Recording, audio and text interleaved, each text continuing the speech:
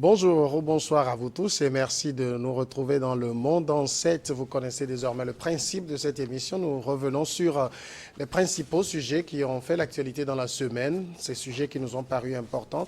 Et cette semaine a été marquée par, justement sur le continent, des sujets importants. On va parler du Gabon avec le renversement du pouvoir des Bongo. Nous parlerons aussi du Niger où Tinubu, le président nigérian, semble lâcher un peu du lest sur sa position par rapport au coup d'État au Niger. Et l'immunité de l'ambassadeur français également levée dans ce pays. Et puis on évoquera aussi le Burkina Faso. Le gouvernement donne feu vert à l'envoi des militaires au Niger. Et pour parler de tous ces sujets sur le plateau aujourd'hui, deux invités avec moi. Samir Ouro-Sama. Samir Ouro-Sama est président de l'association Initiative citoyenne des jeunes, la voix des enfants. Il est également juriste. Bonjour. Bonjour Samuel, bonjour à tous ceux qui nous suivent un peu partout à travers le monde, notamment nos compatriotes qui nous suivent un peu à Niamey, à Ouagadougou et puis à Libreville, toujours grâce à Niwa TV. Justement, nous sommes très suivis dans ces pays d'Afrique avec l'actualité, justement. Merci d'avoir accepté notre invitation. Le second invité est également un juriste, voilà, qui promet un débat bien passionnant juridiquement. Marcel Agbessinou, juriste et journaliste. Bonsoir Marcel. Bonsoir Sam et bonsoir à nos téléspectateurs et téléspectatrices, sans oublier mon co-débatteur, un ami de formation, ouais. Un ami on avait eu la même formation à l'université de Lomé. Et je voudrais saluer la diaspora togolaise et nigérienne, africaine en général, en disant que toute société dans laquelle la garantie des droits n'est pas assurée, ni la séparation des pouvoirs déterminée, cette société n'a pas de constitution. Merci beaucoup. Je pariais en préparant cette émission dans mon esprit que vous sortiriez cette citation. Ça devient la marque de fabrique chez vous. Merci beaucoup. Bon, moi, je n'ai pas de citation. On attaque tout de suite. C'est le Gabon. Le Gabon, depuis 3 jours maintenant, c'est fini pour le clan Bongo qui dirigeait ce pays d'une main de fer depuis plus de 5 décennies. Ali Bongo, le fils, a été déposé par les militaires. C'est ce qu'on appelle un coup d'État contre donc, le président Ali Bongo Ondimba, qui avait pourtant été déclaré vainqueur des élections du 26 août dernier. Samir Ouro-Sama, une question avant de suivre l'illustration. Est-ce que vous avez été surpris par ce coup d'État? En réalité, on s'est retrouvé dans une situation à laquelle nous ne nous attendons pas, parce que lorsque vous êtes dans un processus comme ce que nous avons assisté au Gabon, on s'attendait, puisque le président sortant a tout mis en place. Il a écarté tous les médias internationaux, il a interdit l'arrivée des observateurs internationaux. Donc le scrutin a été piloté de bout en bout par le président lui-même. Il s'est assuré d'avoir le contrôle de tous les appareils d'État qui participaient à l'organisation et à la supervision de la bonne tenue de ces élections-là. Donc on s'attendait soit à la fin à ce que nous avons l'habitude de voir sur le continent africain. Lorsqu'on proclame les élections, s'ensuivent les contestations, notamment de l'opposition. Après, nous allons voir dans les différentes rues la population qui sort pour manifester son mécontentement par rapport à la conduite du processus électoral.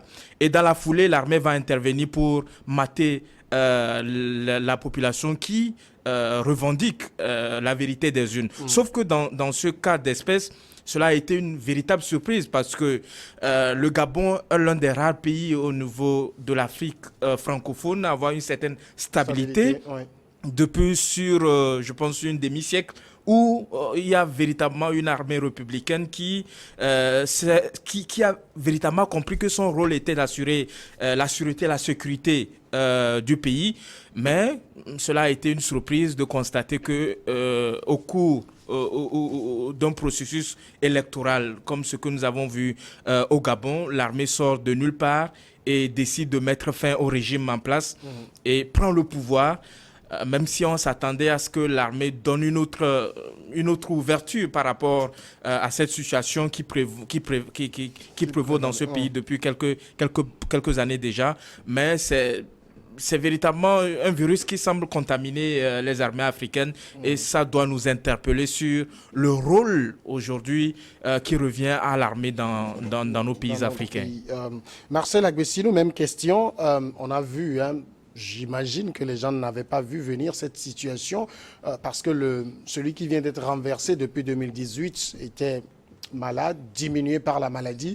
L'armée n'était pas intervenue en ce moment-là. Est-ce que vous aviez des éléments qui vous laissaient penser que quelque chose allait se produire au Gabon?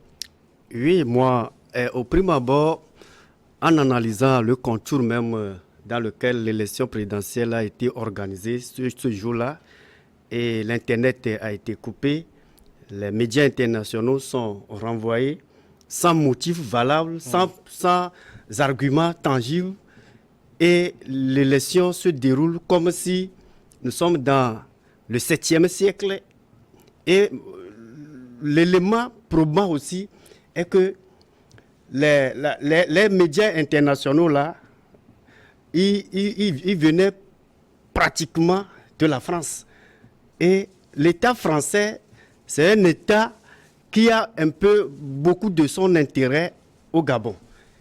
Je voudrais dire que je suis un peu étonné le jour-là de constater avec découragement qu'une élection présidentielle qui devait normalement regrouper tous les acteurs, on a vu des gens de l'Internet coupé dans ce pays. Ouais. Ali Bongo se reprochait de quoi? Les signaux étaient tellement forts que l'on en arrive à ce que nous vivons aujourd'hui. Ouais. Donc l'armée, pour s'interposer entre les deux parties, selon leurs arguments, que l'élection est annulée parce que l'élection est sortie de son cadre légal. Ouais. Effectivement, c'est sorti de son cadre légal. Ali Bongo était au pouvoir depuis 2009. Suite à la mort de son père ouais. Ondjiba Omar Bongo, voilà son nom, Omar Bongo. Et ce pays a été pratiquement gouverné par la même famille depuis 55 ans, banalement, un demi-siècle. C'est un peu révoltant de constater qu'une seule famille est à la manette, prend une destinée, prend le règne de tout un peuple durant 55 ans. Et on n'ouvre pas l'espace politique pour tous les acteurs. L'espace politique est fermé. Les lois sont piétinées. On révise comme on le veut la constitution que le peuple s'est donnée à travers des racontes solennelles. Une seule personne se retrouve avec ses amis. On retrouve une constitution et on taille cette constitution en sa propre mesure et on crée un boulevard devant sa propre personne. C'est un peu compliqué d'organiser des élections dans ces pays où la loi n'existe plus, où le chef de l'État, il est à la manette de toutes les institutions. Il y a le verrouillage de toutes les institutions. Donc, Ali Bongo a créé, ou bien il a les germes de sa propre destruction. Samir Orosama, on a vu, tout le monde était étonné quand même des conditions dans lesquelles cette élection a été organisée. Vous l'avez rappelé, Internet coupé, frontières fermées, médias étrangers interdits, observateurs interdits. Le président, à un moment donné, c'est-à-dire il doutait, il craignait que les choses allaient lui échapper. C'est pour ça qu'il a pris toutes ces mesures-là. Non, c'est-à-dire que quand vous prenez la situation du président Omar Bongo, Ali Bongo, autant pour moi, vous vous rappelez en 2016 ce qui s'est passé avec cette fameuse histoire de la localité de Otogoué, ouais. Où cela a véritablement circulé un peu partout à l'international, même aux Nations Unies, où des rapports ont été produits pour dire qu'en réalité les élections ne sont pas passées dans la transparence et que le processus a été illégal et tout. Donc quand vous avez en place dans un pays comme le Gabon, un régime qui est là, qui gouverne depuis plus de 50 ans et qui a véritablement une assise terrible. Quand vous prenez un peu la campagne électorale, vous vous rendrez compte que le PDG, c'est véritablement un grand parti. Ouais. C'est carrément un parti-État où vous avez un parti comme ça qui a les moyens, il se dit que bon, si nous avons commis l'erreur l'année dernière de faire venir même les observateurs internationaux pour superviser les élections, ensuite nous avons vu ce qui s'est passé, on a vite fait cette année de prendre les dispositions nécessaires. Ali Bongo, il est très bien conseillé aujourd'hui.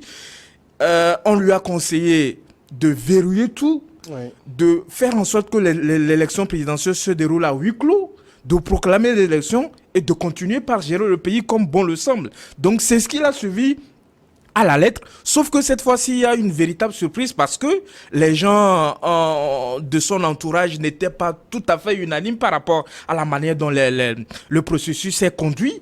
Notamment, beaucoup accusent sa sœur Pascaline Bongo d'être remontée contre son frère, puisque depuis la mort de leur géniteur, la dame semble être écartée des affaires publiques.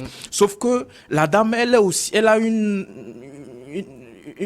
base vraiment assise aussi, puisqu'on se rappelle qu'elle a été aux côtés de son père durant plus de 15 ans, 20 ans, comme ça, en tant que directeur de cabinet. Donc, les gens disent qu'elle est à la base de tout ce qui s'est passé ces derniers moments-là avec à la solde la garde républicaine dirigée par un certain...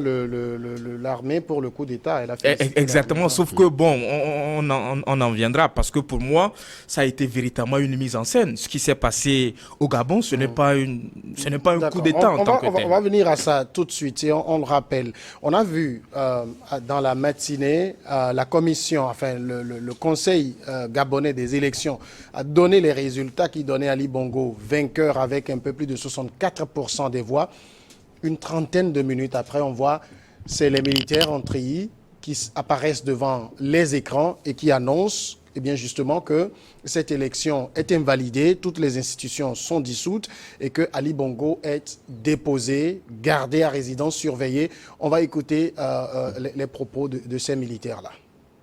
Faisant suite à la réunion de ce jour, à laquelle ont pris part la totalité des commandants en chef et des chefs d'état-major, ainsi que les généraux en deuxième section de la République gabonaise.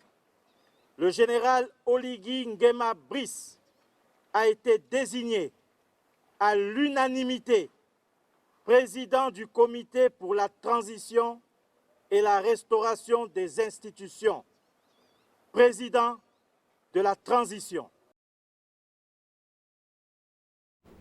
Alors voilà, on a plutôt suivi donc l'élément où l'armée désignait le général Brice Clotaire Oligui Nguema, président du Gabon. Un peu plus tôt, cette armée annonçait donc avoir déposé le président Ali Bongo, qui était gardé à résidence surveillée. Si la technique peut nous aider à regarder à nouveau l'élément suivant. Monsieur Ali Bongo Ondimba est gardé en résidence surveillée. Il est entouré de sa famille et de ses médecins. Les personnes dont les noms suivent sont arrêtées notamment pour haute trahison contre les institutions de l'État, détournement massif des deniers publics, malversation financière internationale en bande organisée, faux et usage de faux, falsification de la signature du président de la République, corruption active, trafic de stupéfiants. Il s'agit de Noureddine Bongo Valentin, Yann Ghislain Ngoulou, Mohamed Ali Saliou, Abdoul Osseni, Jesse Ella Ekoga, Steve Nzeko Dieko, Syriac Mvouranjami. Voilà donc cette annonce, Ali Bongo gardé en résidence surveillée. Pendant ce temps, son fils, qui était pressenti aussi un peu pour prendre la succession de son père, est arrêté pour les faits que vous avez entendu évoquer, Marcel Agbessinou. Ce coup d'État, pour vous, beaucoup disent qu'il est un peu trop beau pour être un véritable coup d'État, que ce serait une mise en scène. Qu'est-ce que vous en pensez ? Bon, je vais disséquer la question en deux phases, en deux écoles. La première école, je peux comparer ce coup d'État à ceux que nous avons déjà vécu au niveau du Sahel, Oui, Mali, Niger, Burkina Faso. Oui. Et dans ces coups d'État ces pays que je viens de citer, tout récemment, Mali, Niger, Burkina Faso, Niger, vous constaterez avec moi que dans la foulée, dans l'ambiance qui régnait autour des militaires, la population était sortie massivement pour soutenir les militaires. Et dans la foule innombrable que nous avons vue sur les réseaux sociaux à travers ces coups d'État dans le Sahel, vous allez voir le drapeau national aux côtés des drapeaux russes. Voilà le premier cas d'école que je suis en train de développer. Le drapeau russe revenait régulièrement dans la masse. Et les manifestants ont brandi le drapeau russe sans peur ni crainte. Mais si nous revenons à l'actuel coup d'État au Gabon, où l'armée, comme si l'armée s'est concertée avant même le jour J de l'élection, où on a identifié les fauseurs. Il y a ceux-là qui font de faux en écriture et qui font de la gabégie. Ils sont identifiés par l'armée. L'armée attend seulement le jour J des élections pour faire la mise en scène.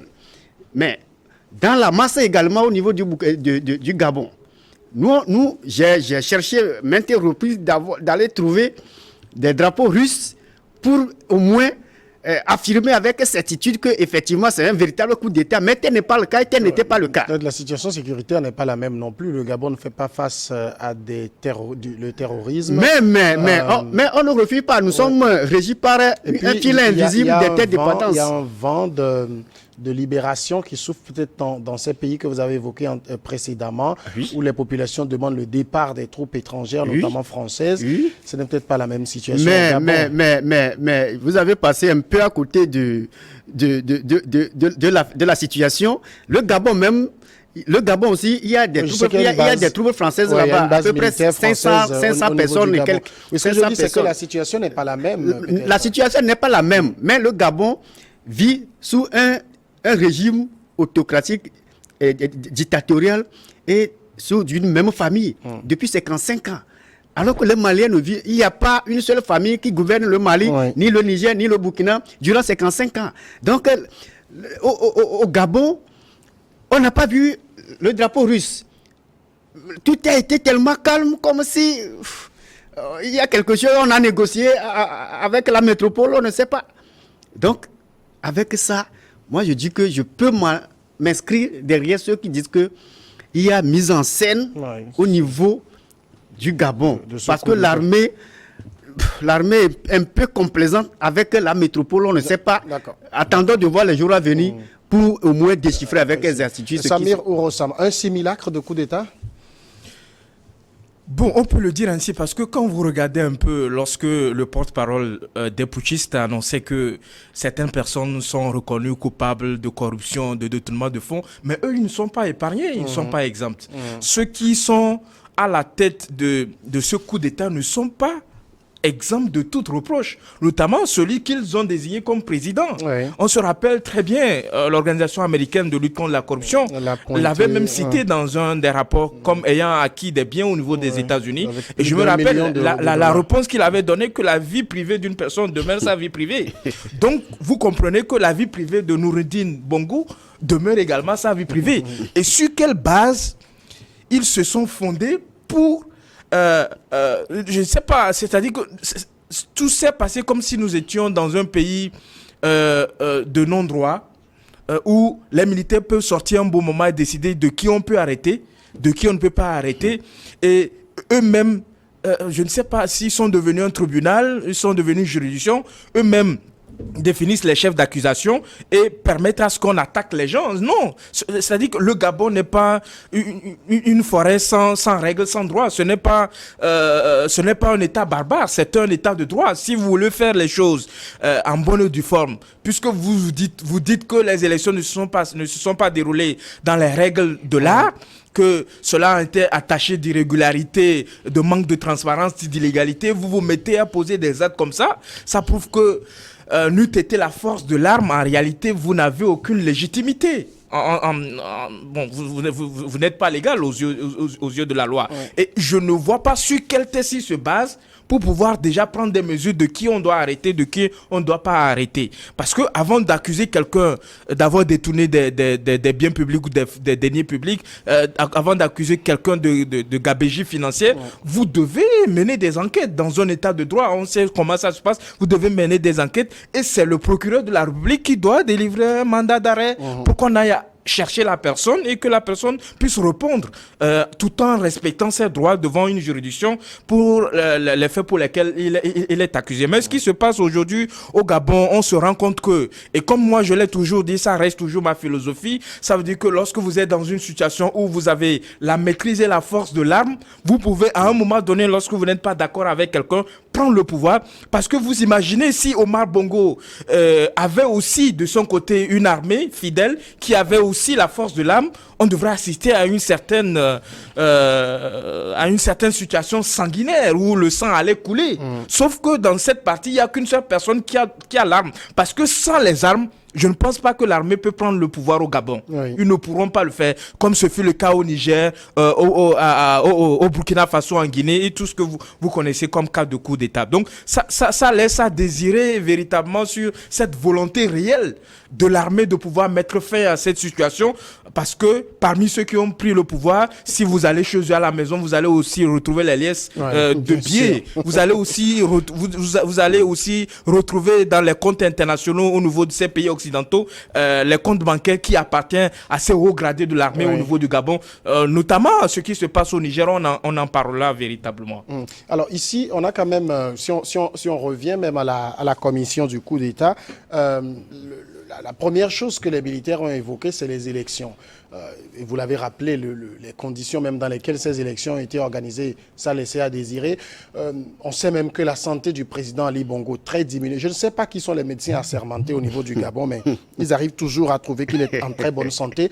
Finalement, toutes ces conditions étaient opportunes pour que l'armée intervienne? Oui. Si nous analysons le contour des élections, l'organisation elle-même est un peu biaisée et faussée. Et la CENI, bien la commission en charge des élections est aux ordres du président de la République, Ali Bongo, qui n'est même pas physiquement en bonne santé. Et toutes les institutions sont infondées. Vous vous rappelez, pendant l'élection, il a dit « je vais très bien ». Ça a été toujours comme ça. Les présidents africains, les dictateurs, ils ont leur manière de séduire la foule. Donc l'élection a été tellement une élection opaque. Les institutions, même avant l'élection, même sont déjà en berne, étant donné que le chef de l'État, qui est censé être le premier magistrat, le grand maître des ordres nationaux, il est souffrant depuis un certain moment. Régulièrement, il est admis au centre hospitalier ou bien dans des hôpitaux au Maroc. Et probablement c'est sa femme là qui a la manette, Sylvia Bongo. C'est comme si le cas de l'autre là qui est au Cameroun, Paul Biya, qui passe 8 mois en Suisse et 4 mois au Cameroun. Donc 2019, voilà, lui, il a pas eu de conseil des ministres. Voilà, je sais pas. Il est en train de gouverner le Cameroun là-bas de son côté par procuration. C'est un peu compliqué. Et si nous revenons encore sur notre fameux coup d'État et l'organisation elle-même de l'élection présidentielle au Gabon, je peux dire que l'élection là est venir à point nommé pour accélérer les choses, pour que l'armée aille déposer bon an mal an le président Bongo, qui est en train de faire 14 ans déjà au pouvoir sans résultat escompté. Et alors que le Gabon, c'est un pays, c'est une nation très riche en pétrole et en bois et en manganèse, mais le pays vise toujours en seuil de... C'est ce qu'on appellerait quelque part la malédiction du sous-sol. Effectivement. En même temps, quand on analyse le scénario qu'on a vu ce 26 ou 27 août très tôt le matin, pourquoi avoir attendu? C'est vrai, aucun coup d'État ne se justifie, mais on analyse la situation. Pourquoi avoir attendu que des milliards aient été dépensés pour une élection dont les résultats sont donnés et venir mettre fin à ce processus? c'est ce qui soulève un peu la sincérité du coup d'État.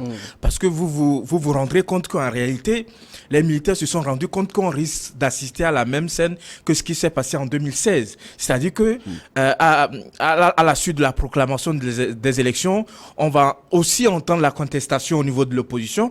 Ensuite, nous allons voir dans les rues, la population va commencer par manifester. Et après, vous allez voir que l'armée va commencer par réprimer tout cela.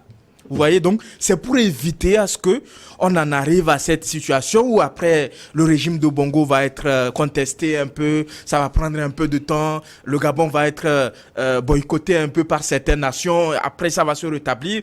Donc l'armée s'est dit que c'était une véritable occasion, sauf que je le rappelle, ils ont manqué de rentrer dans l'histoire. Ils ont manqué de faire preuve de bonne foi. En réalité, puisque vous vous rappelez bien, lorsqu'il s'était agi au niveau de la Côte d'Ivoire, où on avait assisté à l'élection présidentielle à laquelle Alassane Ouattara et Gbagbo ont participé, nous avons vu un président de la CENI qui avait peur au début de proclamer les élections. Ensuite, nous avons vu que les forces des Nations Unies qui étaient présentes sur le sol ivoirien a pris les dispositions pour assurer la sécurité de ce monsieur pour qu'il proclame la vérité des urnes. Et après, nous avons vu ce qui s'est passé. La vérité des urnes a été proclamée avec la protection d'une force, quoi qu'on dise, étrangère, mais qui s'est rendu compte que si elle n'intervenait pas, ça allait causer des problèmes. Donc, on se disait qu'au niveau du Gabon, l'armée qui normalement s'est dit que dans de telles situations, elle doit prendre sa responsabilité, devrait faire quoi? Devrait faire en sorte que la vérité des urnes puisse être connue, puisque tout le monde est d'accord qu'en 2016, c'est l'opposition qui avait gagné les élections. Ensuite, cette année, avec toutes les irrégularités qui ont été manigancé avec tous les artifices qui ont été mis en place par le président Ali Bongo, mais la population s'est déplacée pour voter massivement. Même si on peut constater quelques couacs au niveau du déroulement du scrutin, ce qui se passe un peu partout dans les pays africains, lorsqu'il y a de ce genre de rendez-vous électoraux, on se rend compte que sur place, dans les bureaux de vote, il va manquer peut-être des bulletins pour certains, il va manquer peut-être de tel matériel, il va manquer peut-être de telle supervision et tout ça là, mais cela n'enlève en rien. Si vraiment l'armée avait la ferme volonté de rétablir la vérité des urnes, de faire en sorte que le Gabon puisse continuer sur la voie démocratique, en n'interrompant pas ce processus dans lequel le Gabon s'est mis en place, avec, comme vous l'avez dit, des milliards qui ont été mis en place, normalement, ils devront s'assurer, d'abord, garantir la sécurité de tous ces acteurs-là qui ont la volonté de dire la vérité par rapport à ce qui s'est passé, et pour qu'on ait la vérité des unes et que celui qui a gagné véritablement puisse assurer les rênes de la gestion des affaires publiques. Sauf que dans de tels cas, et peut-être que ça va nous amener aussi à repenser, parce que moi je me dis que lorsqu'il y a un processus électoral, il n'appartient pas à l'armée d'annuler les élections. Ce n'est pas son rôle, ça. Il y a des institutions spécialisées qui sont mises en place. Et si ces institutions-là, à la tête desquelles M. Ali Bongo a nommé peut-être des personnes qui lui sont proches, s'ils ont peur de proclamer la vérité des urnes et la vérité des élections, je pense que c'est à l'armée de leur assurer que désormais vous avez derrière vous une armée républicaine, une armée qui est capable de défendre les idéaux de la démocratie, d'un état de droit. Donc vous pouvez dire la vérité pour qu'on puisse continuer la nouvelle aventure. Sauf que dans une telle situation, on sent que l'armée aussi avait la volonté de prendre le pouvoir, notamment le général de brigade Brice Oligui Nguema. Et depuis qu'il a été déposé, on a entendu Ali Bongo lui-même s'exprimer en anglais, demandant à ses amis to make noise, faire du bruit pour qu'il soit rétabli dans ses fonctions, mais on n'a pas l'impression que son appel ait vraiment été entendu, puisque Ali Bongo renversé, aucun appel à rétablir Ali Bongo dans ses fonctions n'a été lancé au niveau des chancelleries. On a entendu la Chine qui a demandé que la sécurité du président soit garantie. D'autres pays ont également réagi. Notamment, il y a aussi l'opposant qui a réagi. Nous allons écouter donc l'opposant, celui qui était candidat face à Ali Bongo Ondimba, qui a réagi. Pour lui, il ne s'agit pas d'un coup d'État, mais d'une révolution de palais. Nous écoutons l'opposant gabonais. Il faut situer les choses dans leur contexte. D'abord, ce n'est pas un coup d'État, c'est une révolution de palais. Oligui Nguema est le cousin d'Ali Bongo. Et la campagne, c'était 60 ans de Bongo, c'est trop. Les Bongo ont trouvé qu'il fallait mettre Ali Bongo de côté et poursuivre effectivement le système Bongo PDG. Et ils ont mis Oligui Nguema en avant. Derrière Oligui Nguema, nous savons qui est là. Donc c'est toujours le système Bongo qui continue, c'est pas un coup. Eh bien, derrière Oligui Nguema, il n'y a pas à chercher, c'est Pascaline Bongo qui est là, c'est tout. Donc Oligui Nguema n'est qu'un sous-vivant. Il y a derrière Oligui Nguema, Pascaline Bongo. Et le clan Bongo continue avec le pouvoir. Voilà ce que dit donc l'opposant Albert Ondosa, qui a été déclaré perdant de la présidentielle. Et donc, comme nous le disons, aucun appel à rétablir Ali Bongo dans ses fonctions jusqu'au moment où nous sommes en train de parler. Une réaction à ces propos de l'opposant qui estime que ce n'est pas un coup d'État, mais une révolution de palais. Oui, on peut accepter. C'est un peu triste si lorsque j'ai suivi l'opposant, c'est comme si on est en train d'écarter l'opposant là au pouvoir. C'est-à-dire qu'on évite la succession des Bongo avec cet homme qui a au moins eu l'option populaire des Gabonais. Nous savons que le Gabon, c'est un pays avec une population très minime. C'est qu'en 2700 personnes là-bas. Non, vous voulez dire... une population. Oui. Oui, vous avez dit 52 000, c'est pas possible. 2 millions. Ouais. Oui, quand on prend tous les étrangers, ce sont à peu près 2 millions, peut-être. Oui, 2 millions, à peu près 2 millions de population. L'opposant a été au moins rassemblé autour de lui une coalition. Il est issu d'une coalition qu'il a portée. Il a été candidat unique de l'opposition gabonaise. Mais si aujourd'hui il a fait ce genre de déclaration, que bon, c'est Pascaline Bongo qui est derrière le général. Qui est derrière le général. Bon, si tel est le cas, pourquoi attendre jusqu'à l'organisation des élections et annuler les résultats globaux et faire l'obstruction entre lui et le peuple avant de désigner Pascaline Bongo? On peut toutefois aller au référendum, changer la constitution, ou bien changer la constitution maintenant, imposer Pascaline Bongo, parce que le pouvoir des Bongos, c'est un pouvoir qui a trop duré, et qui a des liens, qui a des amis occidentaux qui le soutiennent effectivement. Mais dire que c'est Pascaline Bongo qu'on est en train de protéger, qu'on est en train de faire venir au pouvoir tactiquement et techniquement, bon, je vois que c'est un peu trop tôt d'affirmer sans se baser sur des bases solides. Donc, moi, c'est un peu, la situation est un peu floue. À votre niveau. En tout cas, ça, c'est l'analyse d'Albert Ondosa. Samir Orosama, est-ce que quelque part, si on suit l'analyse de l'opposant, avec ce coup d'État, c'est le clan Bongo B, en pensant à Pascaline, qui est toujours à la manette, mais dans l'ombre?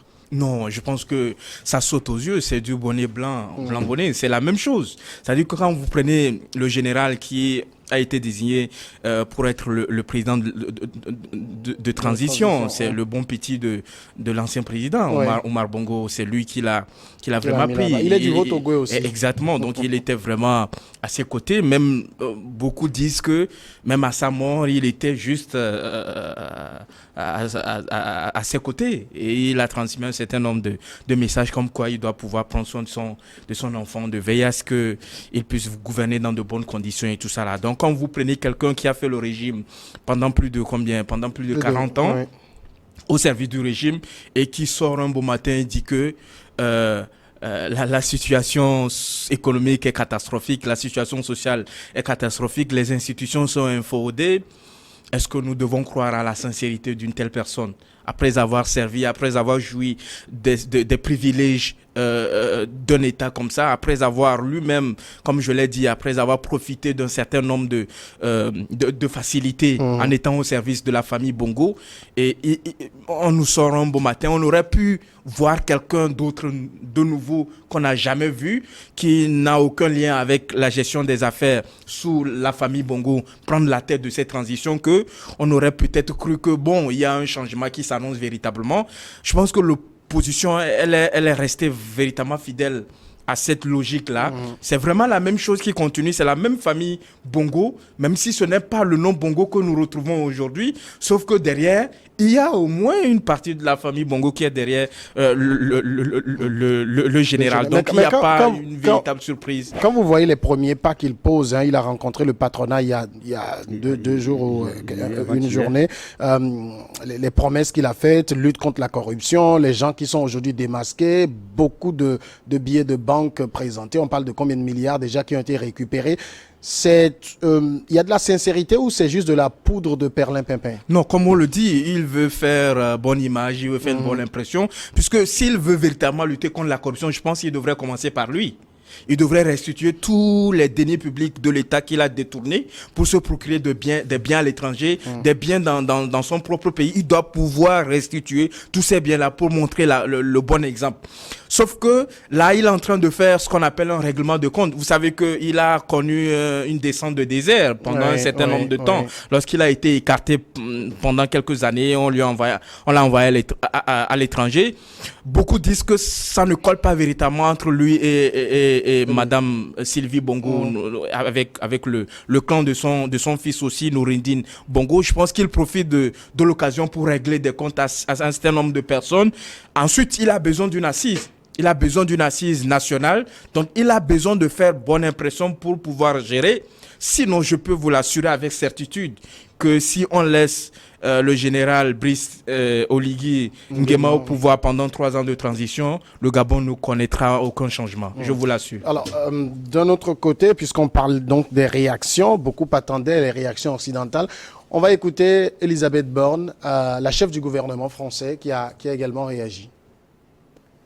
Une fois de plus, au cours de cette année, vous avez répondu présent et l'action du réseau diplomatique français a été marquée par la réponse à plusieurs crises majeures. La guerre en Ukraine, qui se poursuit et s'inscrit dans le temps long, la situation au Soudan et l'organisation remarquable de l'évacuation de nos ressortissants, le coup d'État au Niger et désormais la situation au Gabon que nous suivons avec la plus grande attention. Et permettez-moi justement, comme le président de la République lundi, de rendre un hommage particulier à notre ambassadeur au Niger, Sylvain Ité. Bon, vous l'avez entendu, il n'y avait pas eu grand-chose sur le Gabon. Nous observons la situation.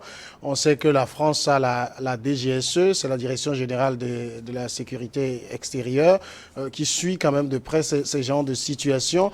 Depuis là, on a eu des réactions assez timorées, pas à la mesure de ce qui s'est passé au Niger. Ces deux situations opposées, il y a un bon coup d'État et un mauvais coup d'État? Bon, on peut dire que pour le peuple. Non, moi je parle sur le plan diplomatique, de la réaction. Non, moi je croyais que la PM ou bien la chef du gouvernement française va dire quelque chose, mais son discours a été vide. Il n'a rien dit de concret, de substance, mais il a fait de rappel seulement de tout ce qui s'était passé au niveau du Sahel, et maintenant il s'est arrêté. Au Gabon, il n'a rien dit. Mais pour eux et pour les Africains, il y a des coups d'État. Pour la France, peut-être il y a des coups d'État salutaires, et il y a les Africains, il y a d'autres coups d'État. Parce que l'Afrique a été victime de la colonisation, de la traite négrière, de beaucoup de choses. Et pour retourner ces pages sombres, les Africains sont d'arrache-pied chaque jour pour au moins aller de l'avant. Et vous n'êtes pas sans savoir qu'aujourd'hui, il y a la Chine qui frappe la porte ou bien le portail à toutes les nations africaines à travers la Russie il y a le partenariat russo malienne, etc. Ça fait qu'aujourd'hui, la France, comme nous connaissons la France avec sa diplomatie qui ne donne rien, on est là à faire de beaux discours, on est là à amplifier, on est là à diviser pour régner. Bon, aujourd'hui, le résultat est là. Le résultat est là au Niger. Avec le peu de temps qu'on a accordé à l'armée russe à travers Wagner, au moins il y a la stabilité dans la sous-région malienne, de même que le Burkina Faso, le jeune Ibrahima Traoré qui est au pouvoir aujourd'hui au Burkina, je ne suis pas sûr que ça dérange, sa présence dérange les Burkinabés, jamais. Ça ne dérange en aucun cas les Burkinabés, plutôt les civils qui étaient au pouvoir là-bas entre-temps, leur présence, leur gestion a été une gestion chaotique, très très chaotique avec des morts d'hommes, et il y a certaines zones qui sont vides d'hommes, et avec l'avènement des jeunes qui sont au pouvoir aujourd'hui, on peut dire que ces coups d'État sont salutaires pour le peuple africain. Les coups d'État, bien que nous sommes moi j'ai la faiblesse d'être juriste et je ne peux pas soutenir un coup d'État ou bien le renversement des institutions par les armes, mais en voyant notre continent, en voyant comment on est en train de positionner des bases militaires partout, ça et là, ça laisse désirer que bon, on est en train de récupérer, on est en train de dépouiller nos institutions, on est en train de sauter la souveraineté que nous conférons à nos États, on est en train de sauter cette souveraineté au détriment de la métropole. Donc, pour terminer mon analyse, je peux dire que il y a d'autres coups d'État dans le coup d'État au niveau du Tchad, où on a vu rapidement la France s'est glissée aux côtés du putschiste et même a participé à son intronisation le jour-là. Et c'est un peu compliqué de voir une nation, une grande métropole qui se dit être démocrate, qui respecte les droits de l'homme, se comporter vis-à-vis des peuples africains sans respect des droits de l'homme. Et c'est un peu embêtant, c'est révoltant. Alors, Samir Ouro, réaction un peu timorée par rapport au coup d'État au niveau du Gabon. On a même vu Joseph Borrell qui a été très réservé. Je l'ai dit, il n'y a que la Chine qui a demandé que la sécurité du président soit garantie. La France dit suivre la situation de très près, parle d'élections qui ne s'est pas déroulée dans les conditions optimales. Alors que par rapport au Niger, il y a une ferme condamnation, demande de ramener l'ancien président au pouvoir. Je sais que Ali Bongo n'a pas non plus fini son mandat qui était en cours, ça lui reste encore quelques semaines. Finalement, c'est quoi? C'est l'hypocrisie diplomatique habituelle ou qu'est-ce qui se passe là? Non, je pense que le principal élément qui motive un peu la réaction des différents États au niveau de la scène internationale, notamment les organisations internationales, sont les intérêts.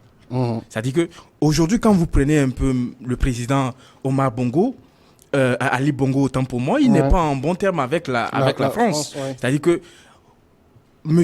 Ali Bongo a fait adhérer son pays à la Commonwealth. Donc, il y a une certaine mésentente qui est née, qui a perduré sur le temps entre Paris et Libreville. Donc, dans de telles situations, c'est impossible de voir Paris lui glisser quelques mots de sympathie et tout ça là. Donc, sauf dire que nous suivons ça de près. Nous suivons ça de près par rapport aux intérêts de Paris et de France et de la France qui sont au Gabon et par rapport aux ressortissants français qui sont au Gabon pour voir qu'est-ce qu'il faut faire peut-être pour évacuer ou pour préserver les intérêts de Paris, notamment la base militaire de la France qui est dessus.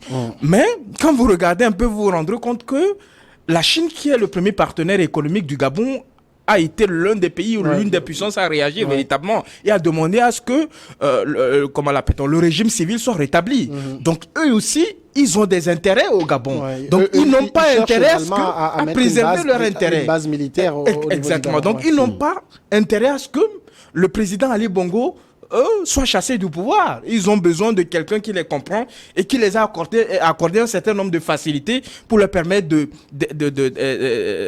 d'étendre leur influence sur le continent africain. Maintenant, quand vous regardez les autres pays, les autres organisations internationales comme la CEMAC, C'est-à-dire qu'on n'a pas senti une de semaine. réaction. On se rend compte on a eu l'Union véritablement africaine jusqu'à exclure le Gabon. Véritablement. Et puis ce sont les mêmes rituels lorsque de ce genre d'événement, ce pays est suspendu de toutes les institutions. C'est-à-dire que on a comme l'impression que c'est le même communiqué qu'on retape un peu pour changer le nom du pays. Donc c'est devenu une pratique diplomatique, une pratique organisationnelle au niveau de ces institutions-là. Mais moi, qu'à cela n'en tienne, je pense qu'il est important que nous attelons à ce que les voix africaines puissent prévaloir. C'est-à-dire que lorsqu'il y a de telles situations sur le continent, la seule organisation crédible ou les seules institutions internationales crédibles à émettre des voix pour qu'on rétablisse un régime, ça doit être une organisation africaine. Ça doit être par exemple l'Union africaine. Ça doit être par exemple la CEMAC ou la CEDEAO. Parce que si nous voulons construire un développement qui puisse prendre compte des aspirations, des réalités endogènes, nous devons aussi être prêts à faire confiance aux institutions internationales, régionales au niveau de notre continent, au niveau de notre sous-région. C'est justement à ce prix-là qu'on arrivera à se franchir du joug colonial, du joug de l'impérialisme, du joug occidental, comme les gens le disent. Mais est-ce qu'il y a un coup d'État qui est bon, un coup d'État qui n'est pas bon? Je ne pense pas, parce que dans le monde où nous sommes là, et je pense que, sauf si je ne me trompe, il n'y a que les Africains qui n'ont pas encore compris que ce sont les intérêts qui guident les nations. C'est-à-dire qu'aujourd'hui, vous n'avez pas d'amis. C'est-à-dire vous n'avez pas des gens qui puissent venir vous aider pour quoi que ce soit. S'ils n'ont pas des intérêts chez vous, ils ne viendront jamais. Le président gabonais a dit to make the noise, de faire du bruit. De faire du bruit par rapport à quoi? Véritablement, les gens n'ont pas compris son message. De faire du bruit pour dire qu'on condamne, on fait ceci, on fait cela. Parce que, quoi qu'on dise, il sait que sa vie n'est pas en danger par rapport à tout ce qu'il a eu à faire, ou par rapport à ce que son père a fait pour le président de transition. Je pense qu'il ne pourra rien faire pour sa vie, sauf qu'il voulait qu'il y ait un certain bruit au niveau diplomatique, que les pays se positionnent pour dire que ce n'est pas bon, ce n'est pas ceci. Sauf que j'ai comme l'impression que la phase des Bongo semble être tournée. Donc, disons, véritablement, la famille Bongo semble être tournée, même si on retrouvera peut-être un jour derrière ces militaires une partie de la famille Bongo, mais on n'aura plus un Bongo au pouvoir au niveau du Gabon. Je pense que c'est déjà une bonne chose. Alors, le roi est mort, vive le roi, comme on le dit souvent.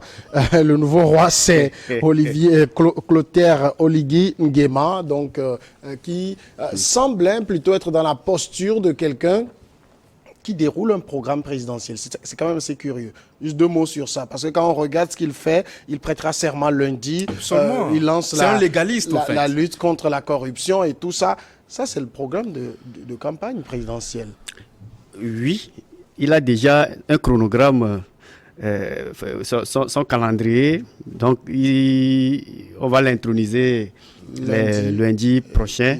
Mais seulement ce que je reproche à cette personne avec son entourage, ils ont vite allé en besogne en citant certaines personnes, certains noms. Alors que normalement, c'est après son intronisation, après la prise, la justice de faire aussi après la travail. prise de pouvoir par la Cour constitutionnelle, il sera devant la Cour constitutionnelle pour être intronisé. Et après ça, ils vont confier la liste là à la juridiction judiciaire de poursuivre son travail. On va marquer la pause, messieurs. On se retrouve après le journal pour continuer.